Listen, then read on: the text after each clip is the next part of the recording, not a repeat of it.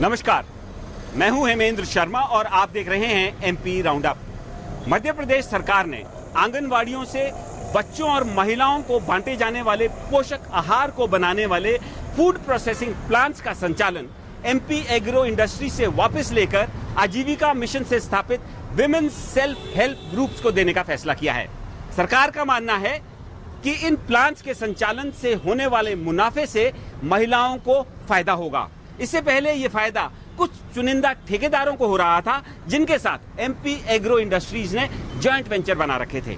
वैसे मध्य प्रदेश सरकार कुपोषण से निपटने के लिए हर साल लगभग 1500 करोड़ रुपए खर्च कर रही है, लेकिन NHFS 4 के हिसाब से अभी भी मध्य प्रदेश में 45 लाख से अधिक कुपोषित बच्चे हैं। तो हर साल खर्च होने वाले ये करोड़ों रुपए आखिर कहां जा रहे हैं और संचालन करने वाले ठेकेदार करोड़ों का मुनाफा कैसे कमा रहे हैं, जब कुपोषित बच्चों की संख्या और हालत में कोई फर्क नहीं पड़ रहा है। थोड़ी देर में हमारे साथ मौजूद होंगे मध्य प्रदेश के पंचायत और ग्रामीण विकास मंत्री महेंद्र सिंह सिसोदिया। हम उनसे ये सभी सवाल करेंगे, लेकिन उससे पहले एक नजर मध्य प्रदेश की बाकी अहम खबरों पर।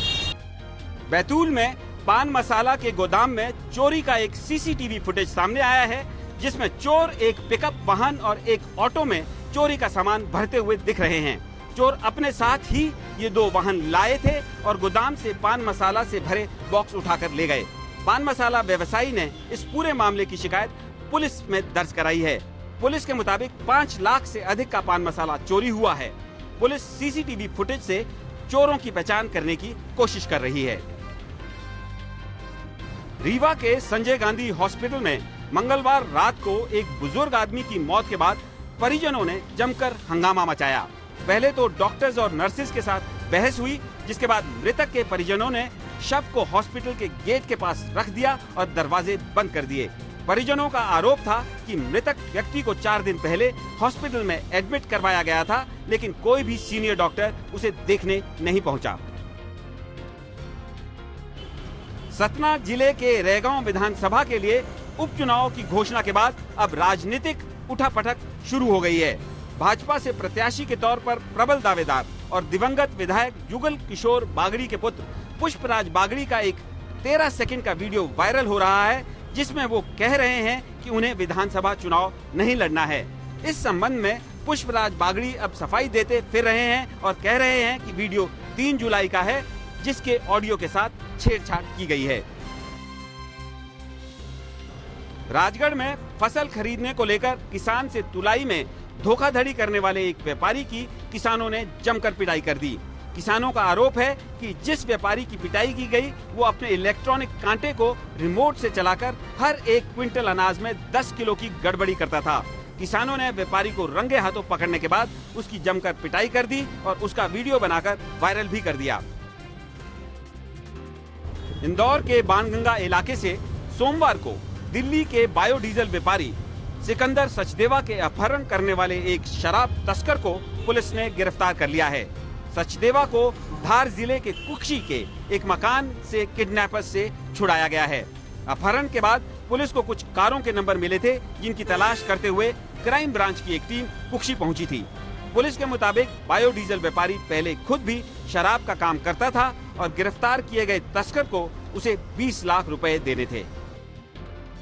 और अब बारी कुपोषण और मध्य प्रदेश में कुपोषित बच्चों को दिए जाने वाले पोषण आहार की। हमारे साथ इस समय मौजूद है मध्य प्रदेश के पंचायत एवं ग्रामीण विकास मंत्री महेंद्र सिंह सिसोदिया। सर, आपका सबसे पहले तो स्वागत है। बहुत धन्यवाद। सर, आपने ये डिसीजन लिया है कि जो प्लांट्स जिसमें फोर्टिफाइड फूड बनाया जा रहा है, उसको अब उसका जो मैनेजमेंट है self help women self help groups को दिया जाएगा। बिल्कुल सर, क्या कारण है? What was the reason? क्यों ऐसा करना पड़ा? देखिए, ये बहुत ही क्रांतिकारी निर्णय है और कल की कैबिनेट में इसको अप्रूवल मिला है और माननीय मुख्यमंत्री जी शिवराज सिंह जी हमेशा चाहते हैं कि गरीब लोगों तक योजनाओं का लाभ मिलना चाहिए। इससे पूर्व में भी 18 में एसएचजी ग्रुप्स इसको मॉनिटर करते थे, किंतु कमलनाथ जी की सरकार जब आई तब इसको एमपी एग्रो को दिया गया और हमारे एससी वर्ग के लोगों के नाम आगे करके और कुछ तथाकथित ठेकेदारों ने इसमें घुसकर जो है इसमें करोड़ों रुपए कमाया।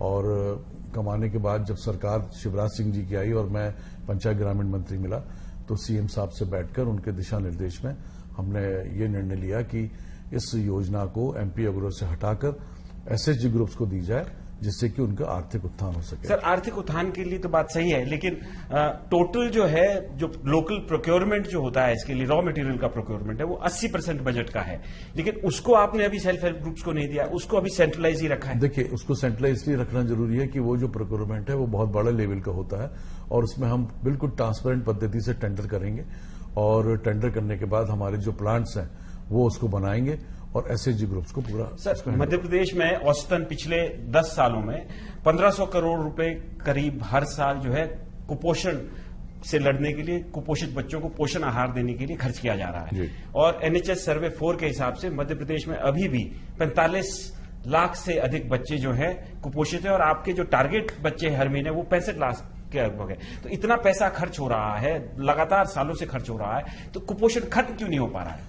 देखिए, मैं समझता हूं कि ये जो हमारे प्लांट्स हैं जो एसएचजी ग्रुप्स के दिए गए हैं, अब इसकी मॉनिटरिंग सही ढंग से होगी। और आपको याद होगा कि माननीय शिवराज सिंह जी ने जो सैरिया परिवार होते हैं हमारे ट्राइबल्स, जो प्रिमिटिव ट्राइबल ग्रुप्स में आते हैं, उनकी महिलाओं को पोषण आहार के रूप में 1000 रुपए मासिक भी उन्होंने घोषणा की थी, और वो सबको मिल भी रहा है। तो ऐसा नहीं होगा कि कुपोषण खत्म नहीं हो रहा है, धीरे धीरे करके हो रहा है। और निश्चित रूप से जो पिछली कांग्रेस की सरकार थी उसमें विसंगतियां काफी हुई थी, और उनको दूर करने का प्रयास किया। सर, एक आखिरी सवाल, जैसे कि आपने बताया कि ठेकेदार बीच में घुस गए थे, वो मुनाफा कमा रहे थे। 18 से पहले भी यही ठेकेदार इसमें काम कर रहे थे, और ये करोड़पति बनते गए, और जो कुपोषित बच्चों की स्थिति है वो बद से बदतर होती गई। तो क्या आप उन लोगों के खिलाफ कोई इंक्वायरी करेंगे, कोई जांच होगी, कोई एक्शन होगा? निश्चित रूप से अगर कोई शिकायत ऐसी प्राप्त होती है कि इनका भ्रष्टाचार है और इन्होंने घोटाले किए हैं, तो निश्चित रूप से बिल्कुल ट्रांसपेरेंट पद्धति के साथ, सख्ती के साथ मैं कार्रवाई करवाऊंगा। तो जो लोग बच्चों को पोषण आहार देने के काम में गड़बड़ घोटाला कर रहे थे, अगर उनके खिलाफ कोई शिकायत सामने आती है, तो मध्य प्रदेश सरकार का दावा है कि उनके खिलाफ सख्ती से कार्रवाई की जाएगी। एमपी राउंड अप में आज सिर्फ इतना ही। कल फिर मुलाकात होगी, तब तक के लिए थैंक यू, गुड बाय।